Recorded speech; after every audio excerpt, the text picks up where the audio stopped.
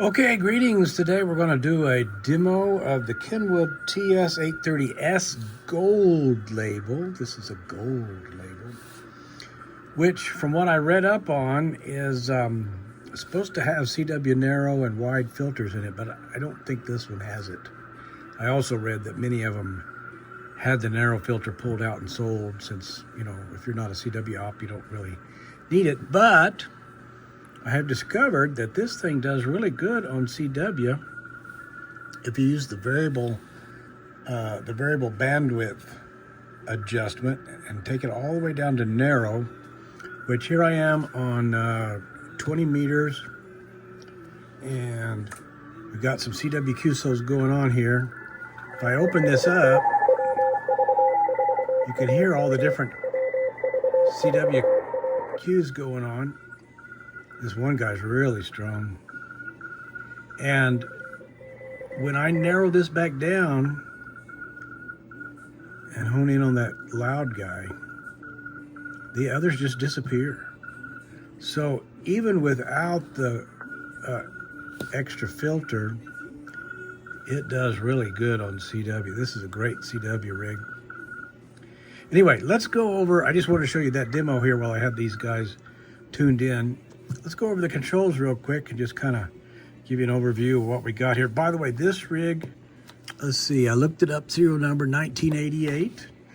I bought it at Hamfest earlier this year, just because I always wanted to play around with one. I have used an 830 in the past. I have never owned an 830, but I've used one quite a bit at a club station years ago, and they were always a great little radio. So I thought, well, I got a good deal on this. I'll take it home. I had to tweak it a little bit. It had a few things out of alignment. The 15-meter band was out of alignment, kind of deaf, but I fixed that really easy. I adjusted the calibrate crystal and a couple of little minor things. All right, controls. Noise blanker, processor, noise blanker level, compression level works with the processor, so those two work together. Send, receive, switch for tuning up and whatnot. Vox gain and delay. You can adjust the meter between ALC, current, RF output, compression, and high voltage.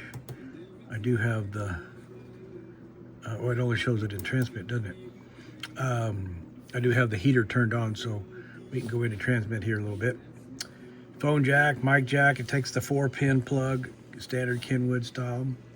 The mode switch here, upper lower sideband, CW narrow, CW wide, and just tune up. You've got mic gain, carrier gain. I should turn that all the way up. And the calibrate was kind of hard to find. I actually had to look this up. Calibrate's down here to calibrate your I think it's every 25 kilohertz on this one. RF attenuator, monitor, so you can listen to your signal on sideband. And fix, which does nothing. I think it's for an external crystal in there. AGC adjustment. I normally keep it on slow, but sometimes I'll run it on fast. Load, drive, and plate are on the transmitter, but you must adjust the drive a little bit for every band on receive. It's pretty broad. So if I can tune it around and make that signal go down so each time you change bands, you got to tweak the drive a little bit, even on receive. Audio gain, RF gain, band switch. It does have the warp bands, including 30 meters, which is nice. And it has 160 meters, which a lot of rigs don't have that. And you kick in like if this is 28 megahertz and then 28.5, you hit that button, it goes up +5, and 29.5, you hit the same button. It has RIT and XIT, which are controlled by these buttons here. And then a notch control.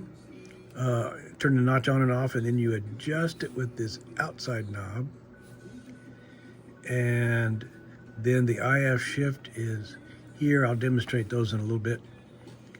Variable bandwidth, we'll open it all the way up. And then just a tone control. I usually leave it over here on kind of treble. heater on and power, main power is here, which turns on the receiver. It has 3 tubes, a driver and 2 6146 tubes for the output, and the heaters for those are here. So if you just want to turn it on and listen, you don't want to put any hours on the tubes, you can leave this off and just listen without wearing out the tubes any. So that's a quick, well, this data hold thing, I don't know, why did they do that? I don't even know what that's for. I'm sure it has some function, but all it does is lock the screen. I mean, locks the readout. It's kind of weird. I'm not sure what they did that for. Okay, all right. So we're here on 20. Let's pop down here to, and this one's a little bit wonky on when you go to 30 meters. See, it doesn't quite go there. You go down to 40 meter and come back to 30, and it works just fine. Get over here on WWV.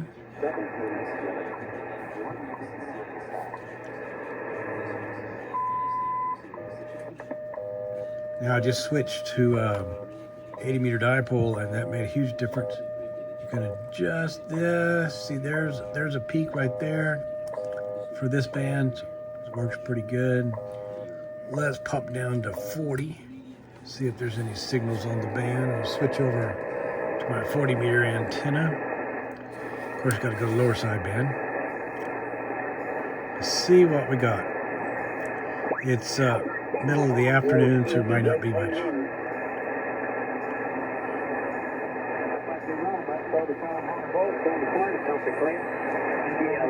Pretty noisy band today.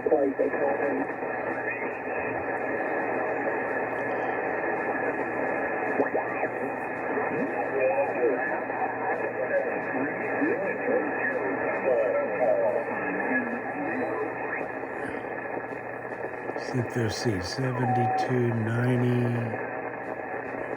Yeah, and that's got going traffic net right there. I guess it's pretty late in the day for the traffic net. All right, got a team around here, Travis. Keep check them in when you can and enjoy Memorial Day weekend there. All right, this M9IA Central State Net. Come now, check in. That's a 9, and I'm in Oklahoma, so he's coming in quite good. I don't think we're going to get anything on 80 and 160 this time of day, because it's middle of the day. It's, what, 1:20 in the afternoon. Let's pop up to 20 meters, see what we get. Go to upper sideband, switch over to the hex beam, and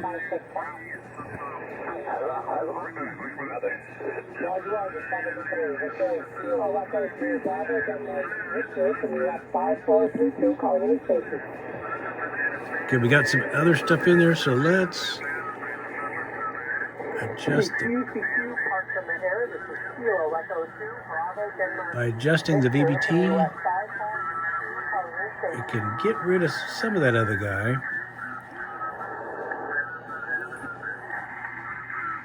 The IF shift might get rid of him altogether. There. That other guy's still a little bit there, but mostly gone.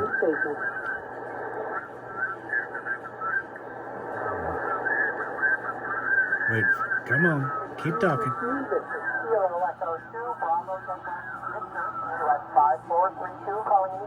There he's pretty good. So you could really narrow it down the receiver on this thing, which is nice. All right, let's see what we got for busy bands. CQ Parks on the air. Kilo 40, Sierra Romeo, calling CQ Parks on the air and listening. Are there any questions or comments before we ask for additional check-ins? Lots of nets today.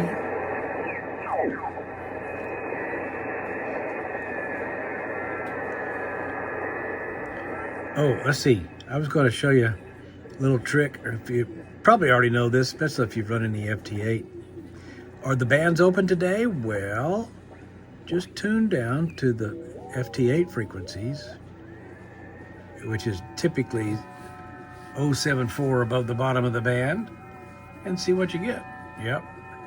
A lot of them on 20 meters. So 20 meters is open. Of course, we already knew that. Here's 15. Yeah, terrible signals there. And let's see what's on 10. Oh, yeah. Got some signals on 10. Let's peek it. It's about the same on the drive setting, pretty close. So all the bands are open, looks like. Now, with a external sound card, you could use this on FT8. It would work fine.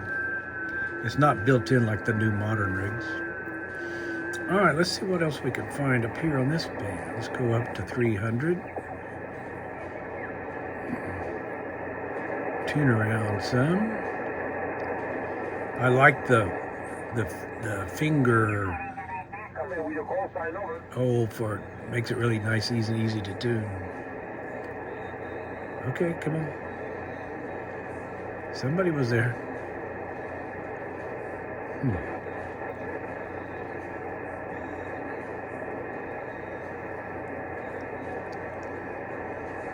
Well, only one signal? Wow. We'll go as far as it'll go. It'll go up to 576. Not very many sidebands on 10 today. Good job. A vertical antenna. If you have to choose, I go with a vertical on 10 meters over a dipole or a wire. I am using an external antenna. Got this other radio right on top, which kind of blocks the speaker, which is right there. Okay, let's do a quick tune-up and see how we'll get off of this guy's frequency. We'll switch over to the dummy load, and we go to tune. Watch. I like to keep it on RF and watch the RF. All right. Send. All right. We're loaded. Adjust the drive. Of course, in tune, it's at low power. There we go. Let's see how much power that is.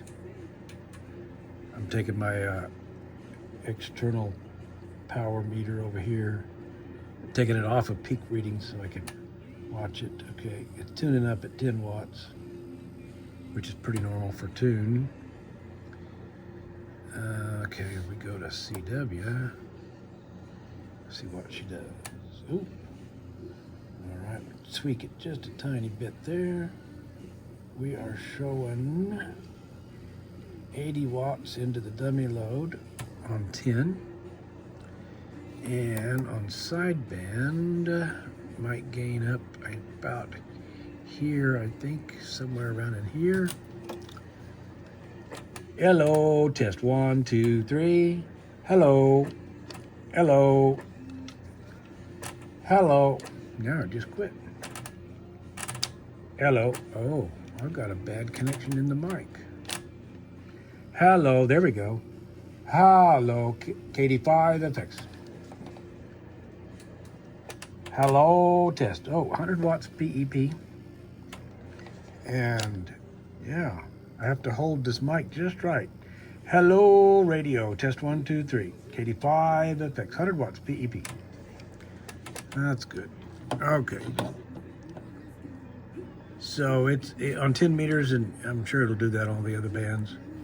If it'll do it on 10, it'll do it everywhere. All right, let's see. Let's go back to the antenna. Let's see if there's anything on 15.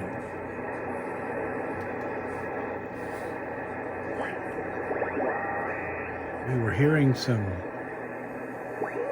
signals on FT8 frequency earlier.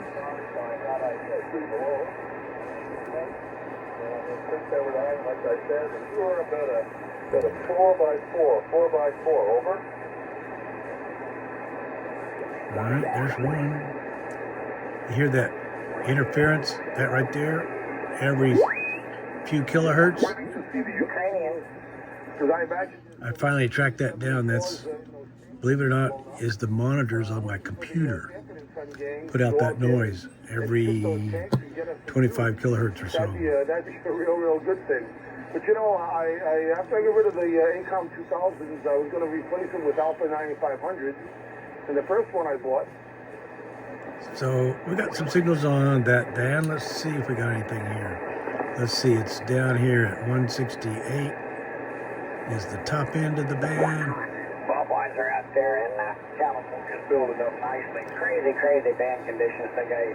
Let's go ahead and wrap it up, guys. And, that band's working. We've already been over here for a little bit. Let's see what we got. The quantities, but it causes all kind of bad stuff, Mike. Now, the frequency readout is good on this, but it doesn't agree with the dial exactly. The dial's a little off, but most people don't even look at the dial anyway. They just look at the frequency readout. I think maybe it's a good move. It can be calibrated out, but they didn't figure it was worth the effort. And heck, man, you don't know what to believe, over. The drive adjustment tweaks a little bit on each band, but it's mostly the same, but not exactly the same. For each band, that's what I meant.